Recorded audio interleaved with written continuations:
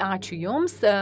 Sėskitės, prisijungkite prie kitų pranešėjų, išsirinkite vietą, kur norite sėsti, kadangi Jūs pirmasis tai galite pasirinkti. Dabar ant scenos pakviesiu Vilniaus Didžiojo universiteto informatikos fakulteto docentą poną Domą Krilavičių. Ačiū už tai, kad prisijungėte prie diskusijos. Nemačiau, bet tikiuosi, kad jis čia dalyvauja. Lietuvos miško žemės savininkų asociacijos viceprezidentą, dr. Algį Gaižutį. Paplokime, kad žmonės jau susilaukiami ant scenos. Kęstutis Šetkus, jau dėja aplinkos viceministras, man atrodo, išvyko dėl nelaimingo atsitikimo. Tačiau, nesmerkime jo dėl to, mes linkime jam sėkmės. Ir taip pat Sven Kalen, ponas jau ant scenos yra LifeTerra Foundation įkūrėjas. Ir dar kartelį noriu pakviesti ant scenos Ben Rewar, kuris yra Tarptautinės sėklininkystės federacijos tvarumo ir pasėlių vertės grandinės vadovas. Ačiū Jums labai, kad prisijungėte prie mūsų diskusijos vėl. Tai Svenai, ar tai Estija ar Lietuva sodina daugiau medžių? Negaliu pasakyti Jums tikslios statistikos, tačiau ką mačiau Lietuvoje, tai entuziazmo lygis yra neįtikėtinas. Jūs mylite medžius, tačiau Jūs įtraukėte ir naują kartą į tą sodinimo akcijas, tai žiūrint iš pasaulinės perspektyvos, tai potencialas tikrai nemenkas išplėsti ypač tuos sodinamus miškų plotus. Kokia yra duomenų vertė? Gal galite pabrėžti tai, ką Jūs jau sakėte ką tik savo pranešime, kalbėdamas apie duomenis. Kokia yra prasmė tų duomenų rinkimo? Visų pirma, ko gero, pinigais aš tos vertės įvertinti negaliu, tačiau tai yra labai svarbi priemonė, įrankis, padedantis informuoti, sužinoti ir padėti pritraukti suinteresuotusius subjektus ir įtikinti, kad tai yra tinkama praktika ir geras būdas taip elgtis. Nes galiausiai žmonės, kaip ir sakiau, žmonės nori jaustis pripažinti ir įvertinti tam tikrų būdų. Tai yra, mes stengiamės lyg truputėlį žaidimu paversti tai, kad jūs sodinate medžius, tokiu būdu mokotės ir tam tikrą savo reikšmę suvokėte tokiu būdu. Tai padeda žmonėms įsitraukti labiau į tai.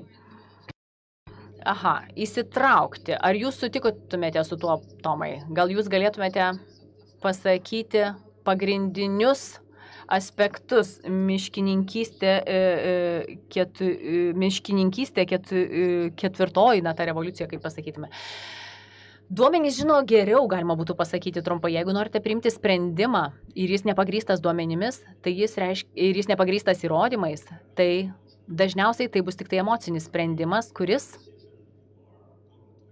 greičiausiai bus sprendimas, kuriuo Jūs kažkuriuo metu savo gyvenime gailėsitės. Dažnai, žinoma, tai būna, galbūt ne visada, tačiau mūsų projektas miškininkystė 4.0, tai mes iš tiesų siekėme apjungti visas miškininkystės sritis, pradedant nuo duomenų rinkimo, nuo duomenų nuosavybės.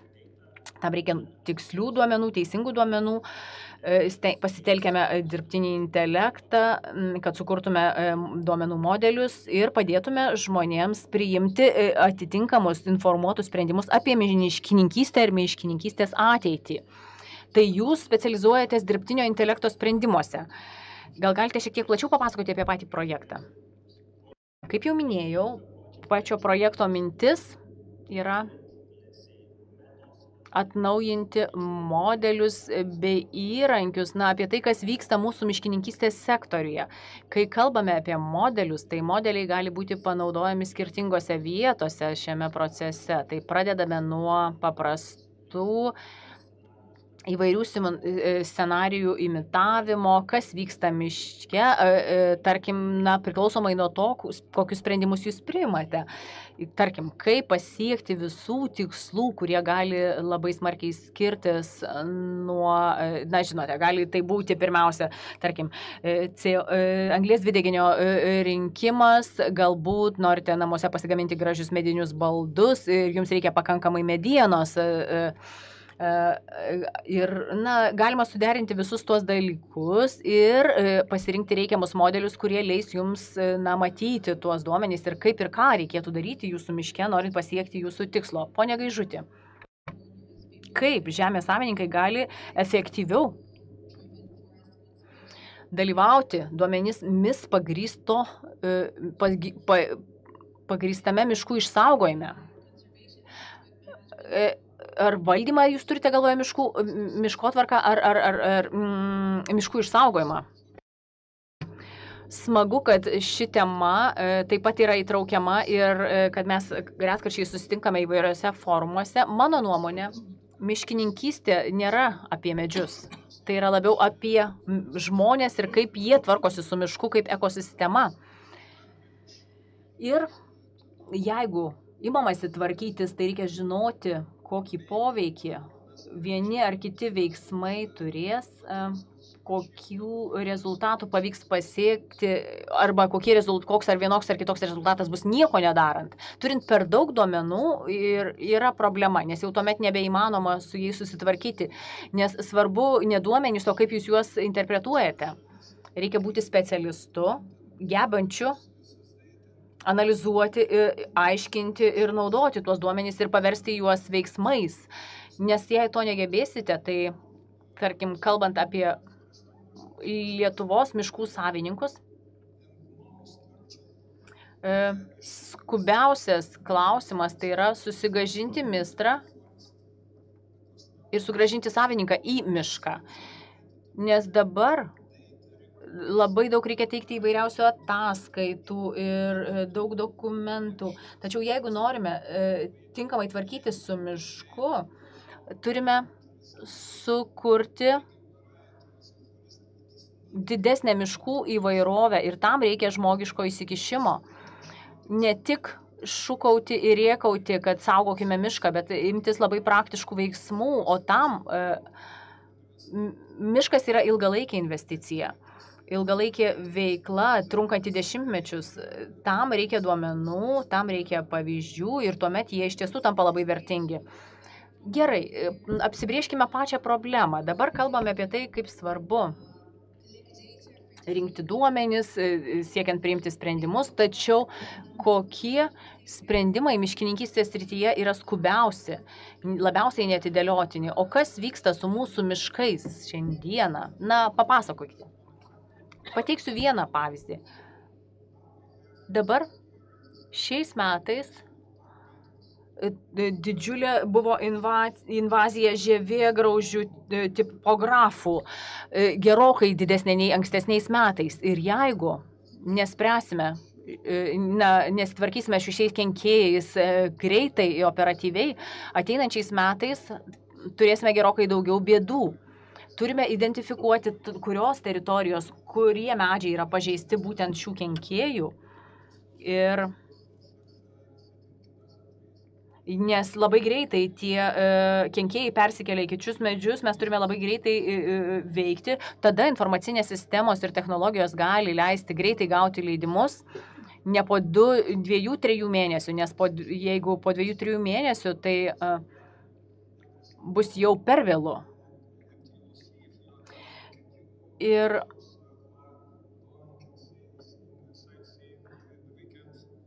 jeigu išvykstumėte už miesto savaitgalį, pamatytumėte daugybę žuvusių medžių. Jau vienoje konferencijoje vienas profesorius Albinas Tevera pasakė, kad miške yra 66 milijonai kubinių metrų negyvų medžių. Tai tiesiog, kad suvoktumėte mastą, kasmet privačiuose ir valstybiniuose miškuose apie 6,5 milijono kubinių metrų medžių žūsta. Tai yra žuvę negyvi medžiai, kurie vis dar stovi ir jie yra pažeisti būtent to žievėgraužio tipografo. Bet labai svarbu suskaičiuoti tokių medžių skaičių. Gal jūs galėtumėte, prašau, dar pasakyti apie, iš sėklininkystės perspektyvos. Džiaugiuosi, kad miškas yra šios dienos darbotvarkėje, nes kalbame apie ūkius ir maistą ir kalbame apie agronominę tą miško dalį. Tai maistas prasideda nuo sėklų, miškas taip pat dažnai prasideda nuo sėklų ir mes taip atstovaujame Sėklininkystės federaciją, daugelis mūsų narių yra sėklininkystės sektoriaus atstovai, jie daugina augalus, tačiau yra bendrovės visame pasaulyje, kurios gamina, prekiauja sėklomis ir sodinukais. Mes taip pat atstovaujame ir šią industrijos dalį. Grįžtant prie jūsų klausimo apie duomenis, taip, yra tam tikrų grupių mūsų organizacijoje ir prieš keletą mėnesių vyko vienas posėdis Švedijoje, kuri taip pat yra nepaprastai svarbi šalis miškininkystėje. Tai aš turiu pasižymėjęs keletą dalykų iš to posėdžio Švedijoje. 75 maždaug procentai visos šalies teritorijos yra miškinga. Tai reiškia, maždaug 4 hektarai vienam gyventojui tenka miško. Ir kitas pavyzdys tai yra Latvija, kur 53 procentai teritorijos yra miškais padengta. Ir jeigu esu teisus, Lietuvos skaičiai būtų tokie. 35 procentai visos teritorijos yra miškai. Tai maždaug 1,1 hektaro tenka vienam gyventojui miško. Tai jūsų įžanginėje kalboje jūs kalbėjote apie 30 procentų būtent planetos ploto. Tai reiškia, tos valstybės ir visos Baltijos valstybės yra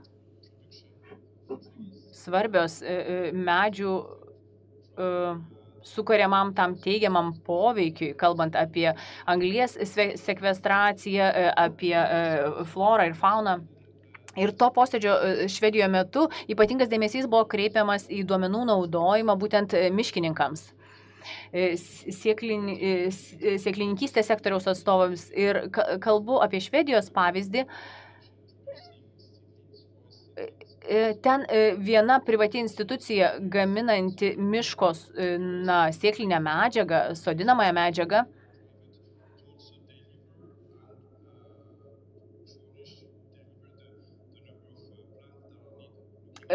kasmet parengia tokį tos miško sodinamosios medžiagos kiekį, koks yra įvardyjamas kaip reikalingas Europai.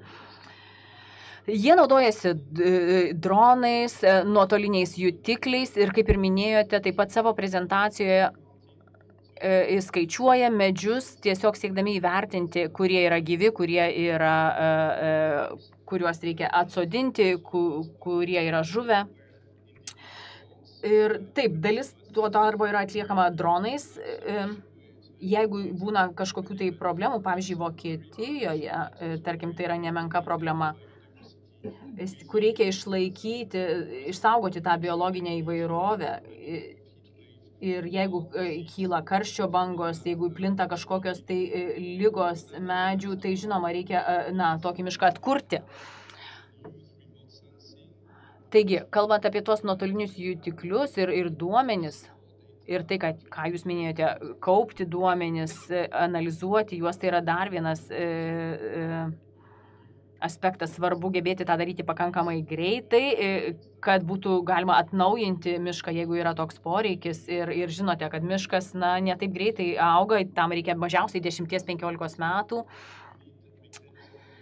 Ir tam reikia reikiamo mechanizmo panaudoti duomenis, pasitelkti technologiją, kad galėtumėte tą daryti greičiau. būtent tą buvo įdomu iš tiesų stebėti šioje pasaulio dalyje, kur miškai yra labai svarbus daugeliu žmonių ir svarbus kaip ekonominė veikla. Kokių iššūkių kyla? Kokie yra didžiausi iššūkiai, su kuriais susidurėte, pavyzdžiui, gyvendindami savo projektą? Įgyvendinant tokius projektus, iššūkiai visų pirma prasideda nuo duomenų kokybės. Tai reiškia, kad turite daug duomenų, tačiau duomenų rinkimo metodai nuolat keičiasi, skiriasi duomenų patikimumas ir jeigu norite kurti modelius, tai reikia į tai atsižvelgti. Kitas dalykas - pristatyti platesniai visuomeniai, parodyti, kaip veikia tie modeliai. Nepakanka vien sukurti tų modelių.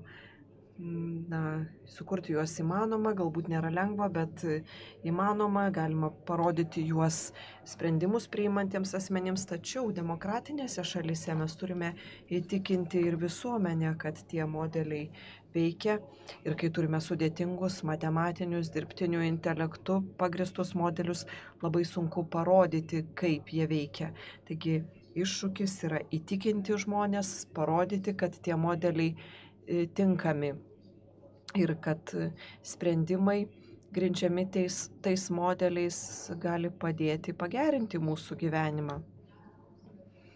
Ar jūs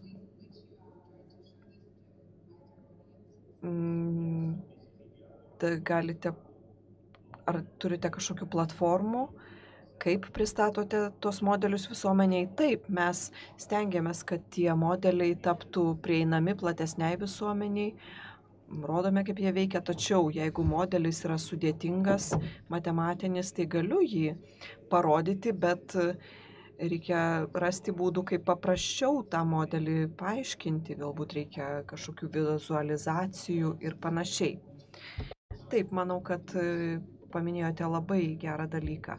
Mes turime 3 vadinamasis rezultatų lenteles, jos yra viešos yra rekomendacijos, mes taip pat pristatome ir savo metodiką, stengiamės dirbti kuo skaidriau, nes manome, kad to reikia ir sektoriui, ir plačiai visuomeniai.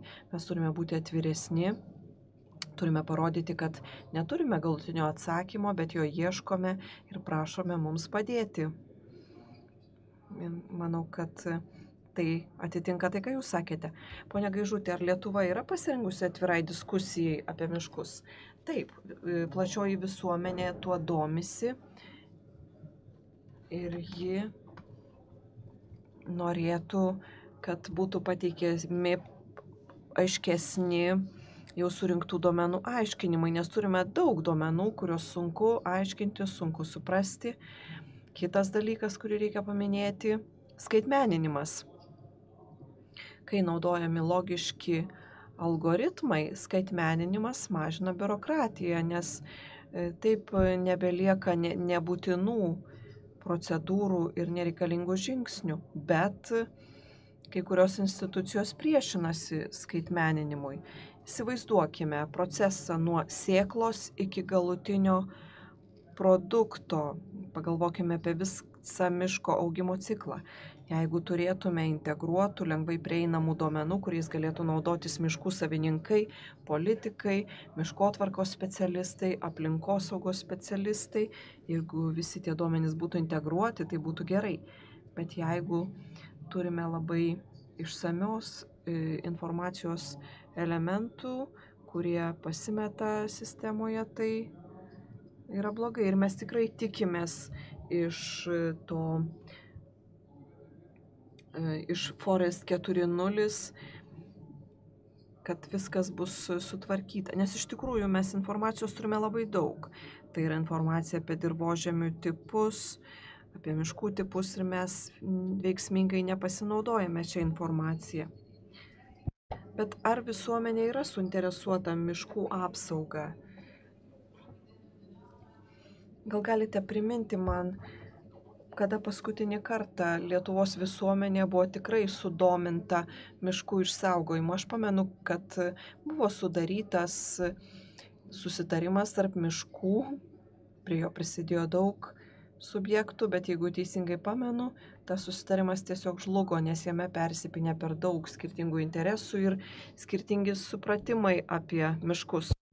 Na taip, visa tai yra procesas. Jeigu susidintume kartu Kvailį ir komisiją ir paprašytume jų susitarti, arba jeigu pasodintume akademiką, tai, na, tarkime, akademikas tylėtų, kitas pašnekovas būtų aktyvesnis, tai tikrai būtų sunku susitarti.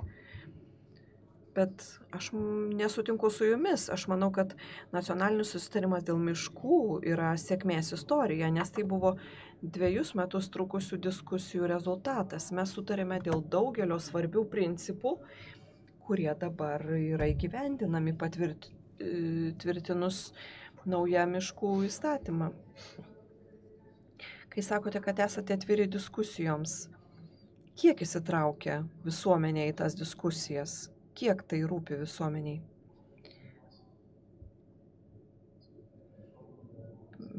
Mes nedirbame vyriausybės lygmenių, mes esame apačioje,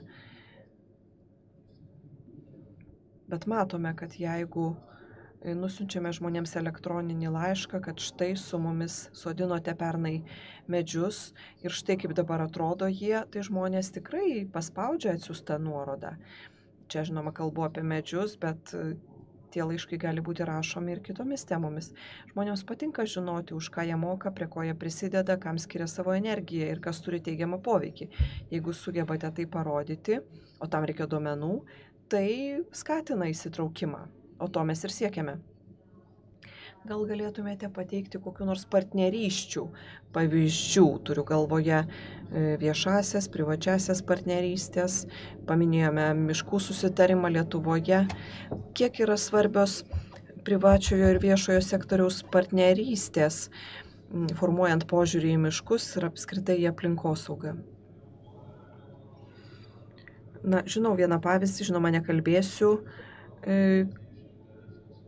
tos kitos organizacijos vardu, tačiau Fodžin yra organizacija, kuri gauna lėšų iš Europos komisijos ir siekia miško apsaugos ir stengiasi vykdyti stebėseną remdamiesi duomenimis.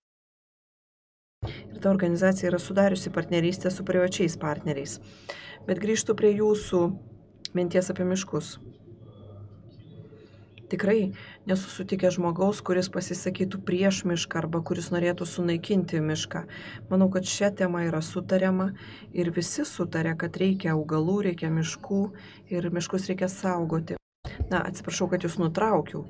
Taip, tiesa, bet Lietuvoje gali nuvykti į mišką pasivaikščioti ir pamatysi, pavyzdžiui, ten išmestų baldų, kitų šiukšlių, miškai naudojami kaip sąvartynai. Taigi vis dar gajus tas požiūris, galbūt jis atėjęs iš tų tamsiųjų laikų prieš 30 metų, bet vis dar reikia švietimo ir informavimo. Taip, šis procesas yra įdomus, viskas turi prasidėti nuo ankstyvo amžiaus. Jeigu mokyklose vaikams pasakojame, kaip sodinti ir saugoti miškus, tai tie vaikai vėliau taps suaugusiais ir ateities lyderiais. Ir manau, kad čia mes turime dirbti išvien, organizuodami švietimą ir skleisdami žinią, kas yra gerai ir ką reikėtų daryti. Kitas dalykas yra politika ir tausus miško naudojimas. Negalima tiesiog leisti miškui laisvai augti. Reikia mišką prižiūrėti, reikia kirsti medžius. Ir žinoma, kyla diskusijų, kodėl kertami medžiai, bet galima tada paaiškinti, kad toks yra verslo modelis, kad reikia galimybės vėliau mišką atsodinti. Bet tam reikia švietimo ir paaiškinimų. Tikrai reikia aiškinti, kad miškai reikalauja priežiūros, ta priežiūra brangiai kainuoja ir reikia tausaus būdo, kaip išsaugoti išteklius ir taip pat kaip tausiai tvariai naudoti mišką. Ar šioje šalyje mes pakankamai rūpinamės miškų apsaugą? Na, daug kas priklauso nuo to, ką vadiname apsauga. Jeigu apsauga reiškia, kad reikia nieko nedaryti, tai tada ir neturėtų rūpėti, tiesiog paliekame mišką ramybėje. Ir dar grįžčiau prie klausimo apie privačias ir viešasias partnerystės ir duomenis. Iš tikrųjų, tokių viešųjų ir privačių partnerysčių pavyzdžių yra ne vienas ir ne du, jų yra daug. Yra ir tam tikrų visuomeninių iniciatyvų.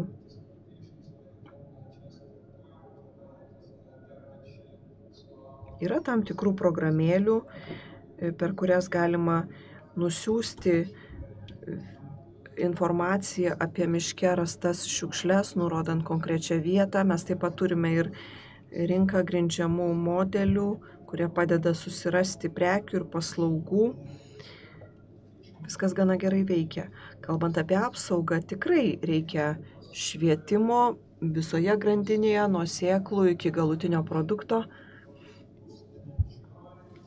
Mes, manau, turime privalumų, mes turime galimybę džiaugtis, mėgautis miškais, kurie yra tinkamai prižiūrimi. Mes turime miškų masyvų, kurių amžius yra 700 metų. Ir ar žinote, kad pastaraisiais metais, kad per keletą dešimtmečių miškų plotas Lietuvoje praktiškai padvigubėjo, o kalbant apie kokybę, medžių kokybę, tai dabar sukauptos medienos kiekis yra beveik 4 kartus didesnis nei anksčiau. Tai reiškia, kad mūsų miškotvarkos rezultatai yra geri. Mes žinoma, galime žaisti tam tikrus žaidimus, bet viskas kainuoja.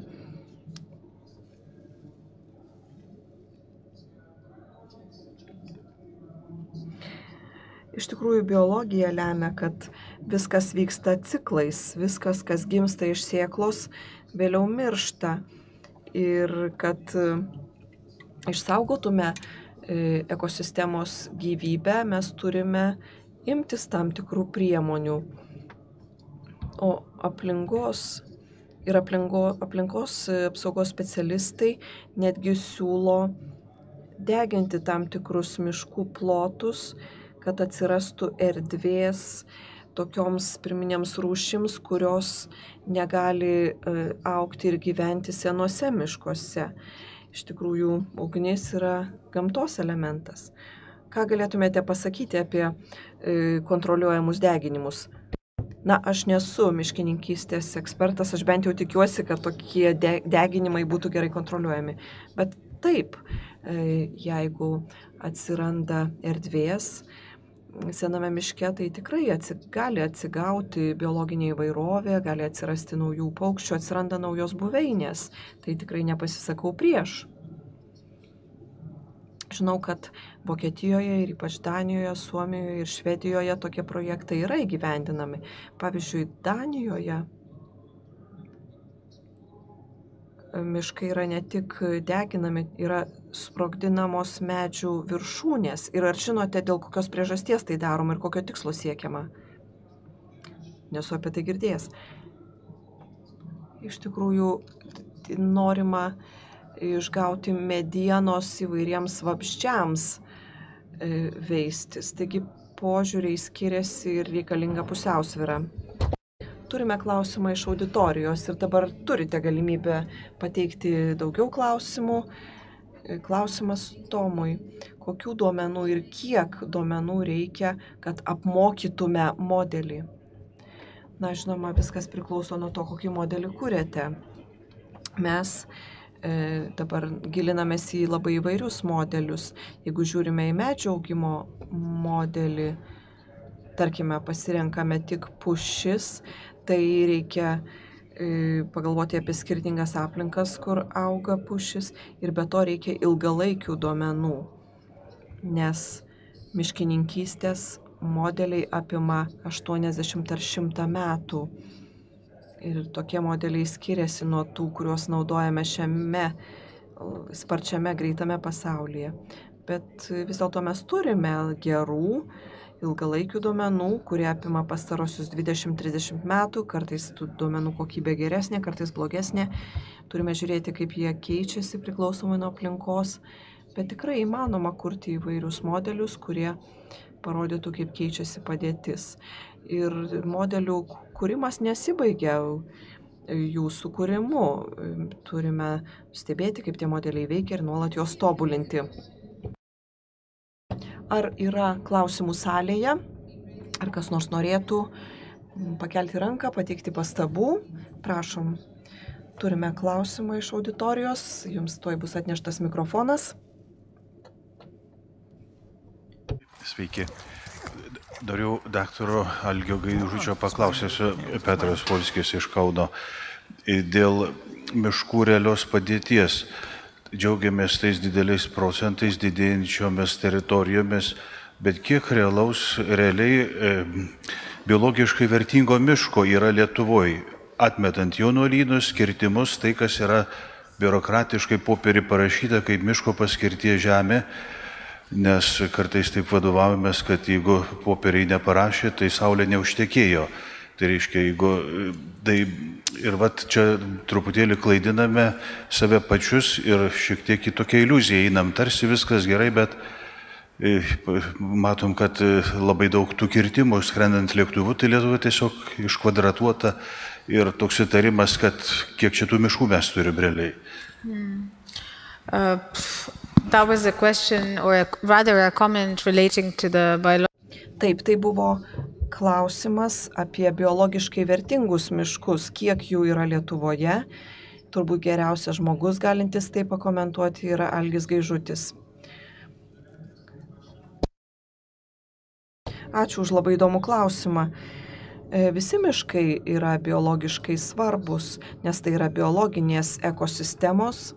Ir nesvarbu, ar tai yra sengirė, ar tai yra jaunas miškas, arba netgi išdeginta miško vietovė. Tie miškai svarbus skirtingoms ekosistemoms ir reikalinga visokeriopą biologinė įvairovė. Galiu pasakyti, kad kartais visuomenė susipainioja, nes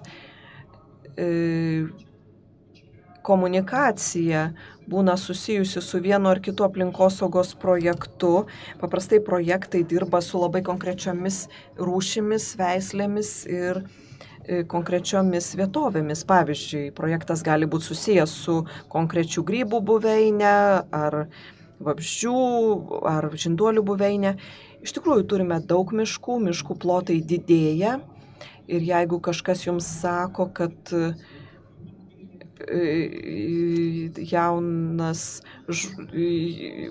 mažas vaikas nėra žmogus, tai netikėkite juo. Tai taip pat ir jauni miškai yra labai vertingi. Jie išgyvena augimo ciklą, tampa senais miškais ir vėliau vėl prasideda naujas regeneravimo ciklas. Taip, jūs nesate miškininkystės ekspertas, bet kadangi renkate duomenis, ar turėtumėte pastabą? Aš pasakyčiau, kad duomenys nėra tokie prasti, kaip kai kam atrodo. Tie duomenys tikrai pakankamai kokybiški, kokybė nebloga, bet, kaip jau sakiau, kyla daug pasitikėjimo problemų.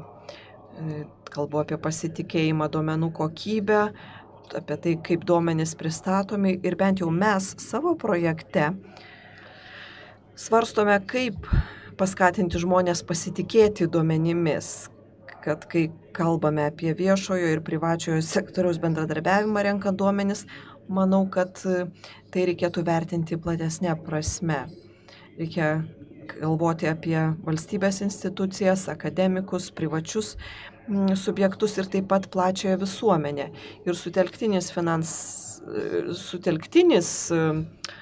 duomenų rinkimas taip pat yra gera priemonė, jeigu visi prieina prie duomenų ir jeigu duomenys yra teisingi, jeigu ištaisomos klaidos, tai duomenys tampa patikimesni. Žinoma, dabar vyksta daug diskusijų ir dažnai visos pusės aiškina, kad duomenys netikslus, neteisingi, jų nepakanka, kad kažkas su duomenimis blogai, bandoma kažką įrodinėti, bet turbūt kažkuriuo metu mums pavyks pasiekti tokią kokybę, kad duomenimis galėtų pasitikėti visi ekosistemos dalyviai. Ar turite dar pastabų ar klausimų? Dabar paprašysiu visų papasakoti apie sėkmingus pavyzdžius. Na, jūs visi minėjote duomenimis grindžiamas intervencijas, kurios padidino miškų tvarumą. Taip, aš paminėsiu vieną dalyką, apie kurį norėjau šiandien padiskutuoti. Tai yra labai svarbus miškų vaidmuo visame pasaulyje, švelninant klimato kaitos padarinius. Ir grįžtų prie diskusijos, kuri vyko šįryt apie CO2 išmetimus agromaisto sektorija. Man atrodo, kad mums vis dar trūksta informacijos ir duomenų apie miškus ir apie jų teigiamą poveikį. Iš tikrųjų, 30% visos žemės teritorijos dengia miškai, EBPO renka duomenis šioje srityje ir manau būtų labai įdomu padiskutuoti apie CO2 sekvestravimą miškuose. Iš tikrųjų yra gyvendinama programa, sertifikuotų sėklų programa, tos sėklos turi būti pristatomos, siūlomos rinkoje, tai yra pačios grandinės pradžioje. Ir būtų įdomu padiskutuoti šią temą. Man atrodo, kad vienoje iš savo skaidrių jūs rodėte apytikslius sekvestravimo skaičius miškuose. Būtų labai įdomu pasigilinti į miškininkystės sektorių šią prasme. Mes labai dažnai žvelgiame į neigiamą agromaisto sektoriaus pusę, bet reikėtų pagalvoti ir apie teigiamą pusę, reikėtų pagalvoti, kaip būtų galima tvariai naudoti miškus šią prasme. Ir duomenys čia galėtų pasitarnauti priimant sprendimus dėl miškotvarkos politikos, taip pat priimant sprendimus investuoti įvairiuose sektoriuose ir valstybinėme ir privačiame. Ar Svenas dar norėtų sureaguoti? Ačiū Benai už tai, ką pasakei. Iš tikrųjų, viena sritis, kur labiausiai augame, tai yra ūkininkavimas, ypač jaunesnė karta yra įsitikinusi, kad negali dirbti, kaip buvo dirbama iki šiol, tačiau ta pertvarka kainuoja. Ir pavyzdžiui, LifeTerra ir kitos iniciatyvos padeda, sodiname gyvatvorės, miškus, bet niekas to neregistruoja. Nėra paprastų priemonių, kurios padėtų užfiksuoti, kas ir kur buvo padaryta, kad visi žinotų, kas vyksta. Taigi būtų labai įdomu, būtų labai naudinga tai susijęti ir su tam tikromis subsidijomis iš BŽUP. Mes norėtume, kad sistema būtų kuo paprastesnė, bet kad ją būtų galima naudotis ir kad būtų teikiamos paskatos ne tik medžiams sodinti, bet ir apskritai, kuriant atsparesnės ir sveikesnės gamybos sistemas. Iš tikrųjų, dabar iš hektaro galima gauti 40% daugiau, jeigu medžius derinsime su ūkininkavimo veikla. Man tai atrodo labai paprastas sprendimas ir manau, kad Europa ir nacionalinės vyriausybės turėtų daugiau lėšų skirti ir padėti ūkininkams pereiti prie šių modelių. Būtų galima tada patobulinti tai, kas jau padaryta ir galėtume matuoti sėkmės rodiklius. Tomai, gal galėtumėte pakomentuoti kitas novatoriškas duomenų rinkimo metodikas. Jūs galbūt panaudojote jas savo projekte, bet manote, kad jos labiau pasitarnautų ateityje. Iš esmės, galime pasitelkti pačias įvairiausias priemonės rinkdami duomenis apie miškus. Kalbant apie technologijas, LIDAR technologijos yra labai naudingos renkant duomenis ir paprastas vaizdų rinkimas, vaizdų apdorojimas, palydoviniai duomenys, įvairių skrydžių duomenys yra naudingi. Ir tokie tradiciniai, klasikiniai suskaitmeninti metodai irgi yra naudingi.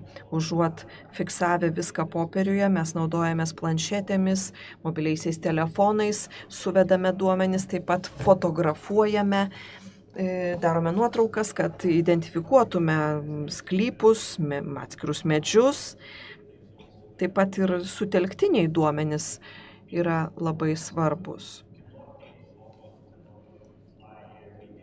Neįmanoma kasdien fotografuoti, kasdien skraidyti virš miškų, daryti palydovinių nuotraukų, bet daugybė žmonių lankosi miškuose, juose kažką veikia ir jeigu kažką pamatote, tai tikrai galite padėti mums tobulinti duomenis. Taigi visi tie kanalai yra svarbus. Šiais laikais kalbame ne apie vieną ar du nedidelius kanalus, turime derinti viską ir taip gausime geriausią rezultatą. You can ask your questions on Galite savo klausimus pateikti slaido, galite paklausti klausimų tiesiogiai čia auditorijoje. Jeigu kas nors domina jūs iš miškų sektoriaus, klauskite. Dabar norėčiau sugrįžti prie diskusijos esmės ir to projekto, kurį pristatėme ryte esmės. Norėčiau paprašyti jūsų paaiškinti, kaip jūs apibrėžtumėte miškų vaidmenį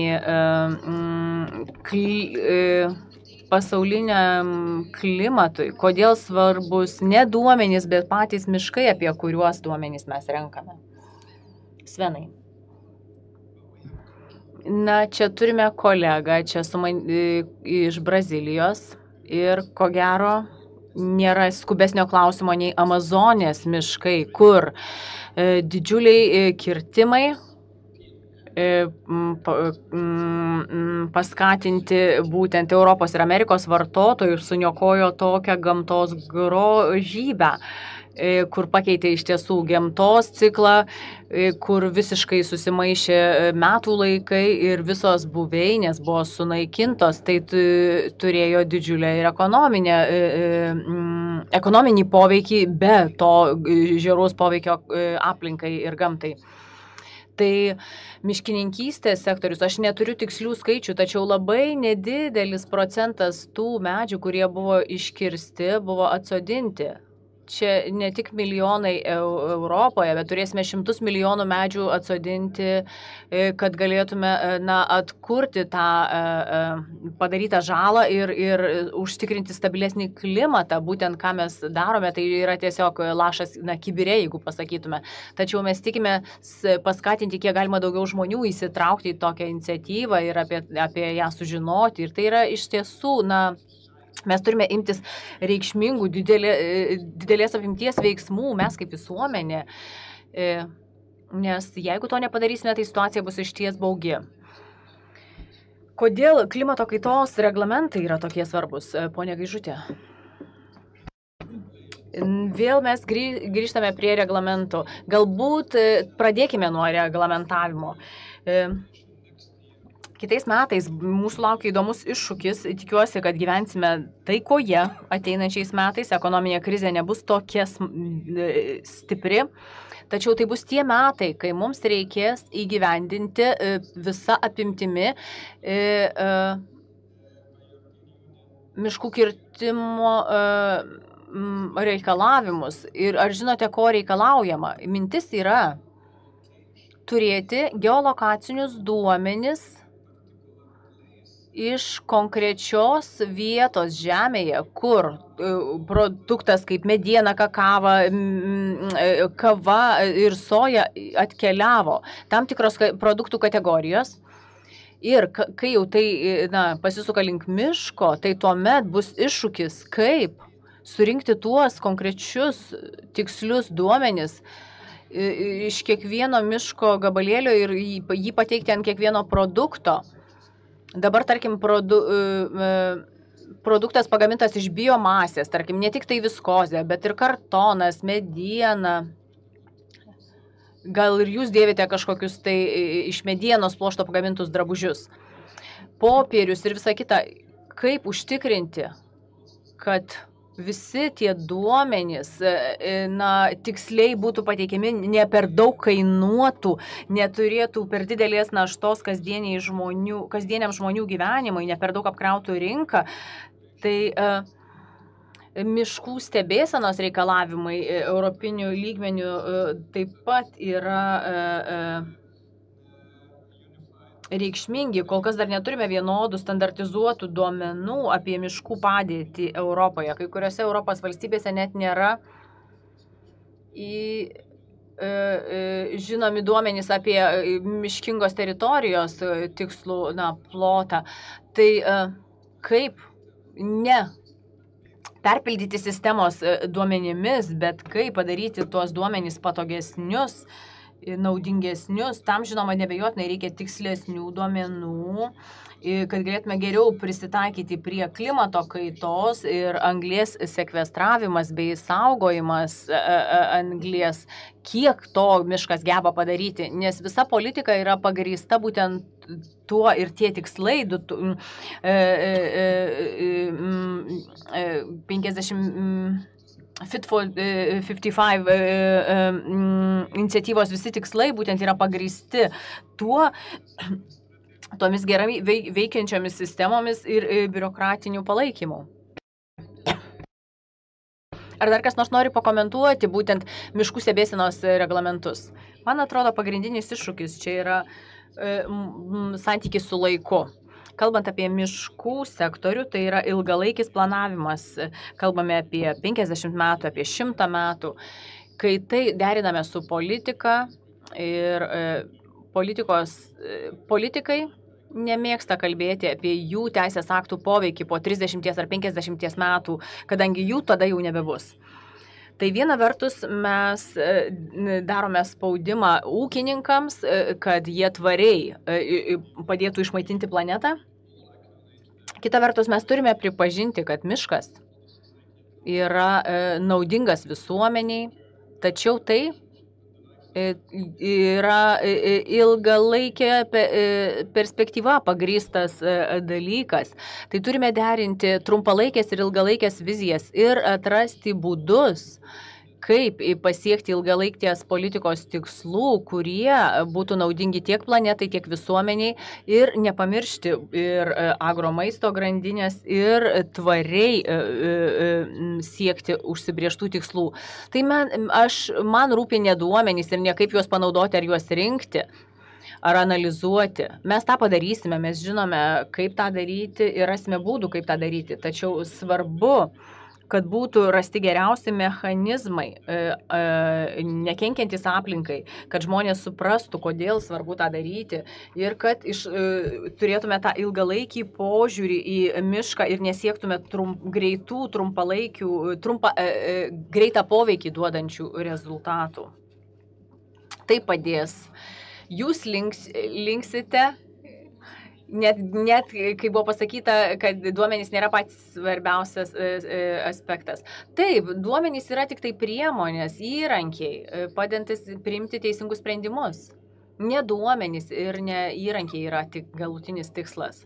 Svarbiausia, kad tie duomenys padėtų priimti informuotus sprendimus apie mūsų ateitį. Ar norime išsaugoti miškus? Ar turėti pastatus tik tai iš stiklo, metalo, betono, ar norime vis dėlto turėti ir medinių kėdžių, ar norime nekasti geležies rūdos ir nebenaudoti plastiko. Tai, tie klausimai ir duomenys leidžia mums tą pamatyti ir priimti reikiamus sprendimus. Politika formuojantis asmenys yra žmonės, esame mes ir mes apspręsime, kaip toliau vystysis mūsų planeta. Nenutrauksiu mūsų diskusijos čia, nes dar turime sulaukti Kristinos, kuri uždarys formą, taigi džiaugiuosi, kad turime klausimą trečioje eilėje. Nesu tikra, ar turime mikrofoną. Turime mikrofoną, gerai, jeigu galėtumėte padėti.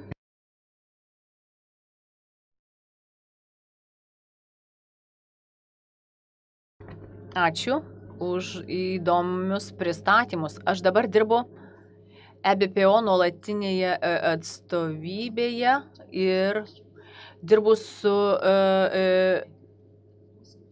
būtent žemės ūkio, miškininkystės ir žuvininkystės klausimais. Miškininkystė visuomet tas sritis, kur reikia politikos rezultato laukti ilgą laiką, 30 metų, visą kartą trunkantį laiką arba 100 metų. Ir iššūkis yra gerokai ilgesnė perspektyva apimantis. Tai mano klausimas būtų, kaip pritraukti investuotojus, kaip juos įtikinti, jungtis prie miškininkystės sektoriaus. Būtent dabar yra laikas, mes siekiame rezultato, siekime kurti poveikį, tačiau kalbant apie miškininkystę, čia galioja visai kiti laiko terminai. Kaip pritraukti investuotojus į miškininkystę? Klausimas geras. Manau, kad tiesa, kad žmonės galvoja, kad medžiai nėra kažkokia gera investicija, kaip jūs ir sakėte ir patvirtinote tą, kad, na, iš tiesų, tai yra, kalbame apie ciklą 50-60 metų, ką mes stengiamės daryti, tai sukurti papildomus instrumentus, nes tai nėra, tie medžiai nėra vien tik tai mediena ar vien tik riešutai, mes kalbame apie švarų orą, apie anglies sekvestravimą, apie biologinę įvairovę. Kai kuriuose mūsų projektuose pirmiausia, mes esame sukūrę bioįvairovės kreditus, dirvožėmio kreditus ir mes siekiame tiesiog pamatyti, na, bendrovės iš tiesų nori kompensuoti įvairius dalykus ir nori prisidėti prie įvairios aplinkosauginės veiklos. Tai galima rasti tuos dalykus, kurie juos domina ir tokiu būdu verslininkai, na, bus paskatinti prisijungti prie šių pokyčių ir investuoti, pasirašyti, pavyzdžiui, 40 metų susitarimus, kad užtikrintume tą ilgalaikio požiūrio laikymasi. Taip, reikia šiek tiek pagalbos iš politikų, kurie leistų miškų savininkams pretenduoti į bendrosios žemės ūkio politikos išmokas ir panašiai. Tokiu būdu mes galėsime pritraukti daugiau investuotojų ir užtikrinti miškų išsaugojimą, ar tai būtų agro maisto paskirties miškas, ar tai būtų gamybinės paskirties miškas, kad ir kokia paskirtis to miško būtų. 40% savo laiko mes skiriame verbavimui ir paieškoms, kur mes galime sodinti medžius. Nes vyriausybės, kad ir kaip girtusi, kad kiek daug medžių jos turi, bet mums tikrai pakankamai reikia daug energijos ir laiko ieškoti būtent tų sklypų, kur galime sodinti medžius. Mes daug medienos naudojame statyboms ir didysis klausimas būtent yra, kur, jeigu vyriausybė padėtų mums su šiuo klausimu, tai jau būtų didelė pradžia. Norėčiau pratęsti. Miškininkystės sektorius, kaip jau sakiau, yra gan patraukli investicija. Daug bendrovių ir investicijų fondų, pensijų fondų nori investuoti į miškų plotus, nes tai yra kažkas konkretaus ir kasmet paauga. Tai yra grąža gerokai geresnė lyginant su ilgalaikėmis investicijomis į akcijas, na, žinoma, ne spekuliatyviais terminais. Tai taip pat, kalbant apie ekosistemų gerinimą, tai galimybė prisidėti net ne vienu būdu prie to. Miško ekosistema ne tik tai, na, teikia medieną, kas mums yra svarbu, bet be medžių dar yra ir vaistai, drabužiai, celiuliozė, energetika ir tai yra didžiulis įvairių naudų klasteris ir dabar atsisukame į bioekonomiką kaip vieną iš svarbiausių atsinaujinančios biomasės šaltinių, kadangi tai, ką naudojame dabar, gali pasitarnauti ir ateityje, nekenkiant ateities kartų poreikiams ir tai yra, ko gero, tas tikrasis tvarumas. Ką darome? Atsiprašau, ką reikia daryti, siekiant pritraukti investuotojus į miškininkystės sektorių? Turime sukurti nefinansinį ataskaitų tiekimo mechanizmą, kad turime orientuotis ne į pinigus, ne į finansus, o į apčiuopiamą poveikį. Turėtume vertinti, ką gero tu padarai bioįvairoviai, ką gero padarai didindamas ir švarindamas orą. Tai yra būtent tos ilgalaikės pasekmės, ilgalaikiai padariniai. Tai nėra lengva, tačiau man atrodo, dabar vis labiau net ir bankai imasi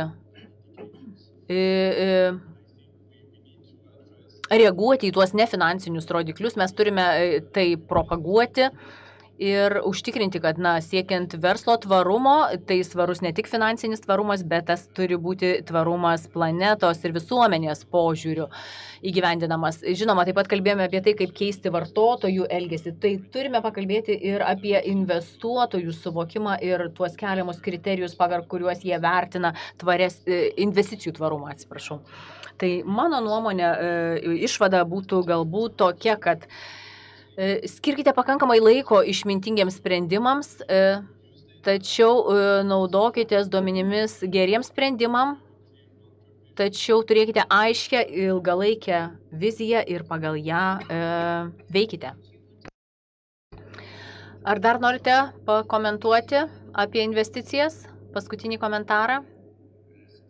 Kaip jau buvo sakyta, manau, kad bent jau jeigu pažiūrėtume į vietos rinką, tai ji tikrai labai pelninga. Miško plotų kainos nepaprastai išaugo per pastaruosius keletą metų Lietuvoje, Latvijoje ir kitose, ko gero, valstybėse. Ir kadangi judame link bioekonomikos, stengiamės naudotis vietos ištekliais, išvengti tų logistinių sąnaudų, įskaitant ir mokėjimą už anglies dvideginio emisijas, tai nebejotinai miškai taps dar vertingesni ateityje ir man atrodo nebereikės jau kažkokių papildomų patrauklumo paieškų. Investuoti reikia, žinoma, į infrastruktūrą, kaip ir bet kuriame sektoriuje. Tai ištekliai yra tik tai vienas elementas. Kalbant apie miškus ir miškininkystę, tai ilgalaikis sprendimų priėmimas yra svarbus, netrumpalaikiai sprendimai. Tai kuo giliau į mišką, tuo daugiau medžių ir tuo sudėtingesni tie klausimai. Taigi siekime išsaugoti miškus. Ir tai yra mano pagrindinė pastaba ir išvada. Ir dabar norėtume padėkoti visiems diskusijos dalyviams. Kviečiu jūs paploti jiems.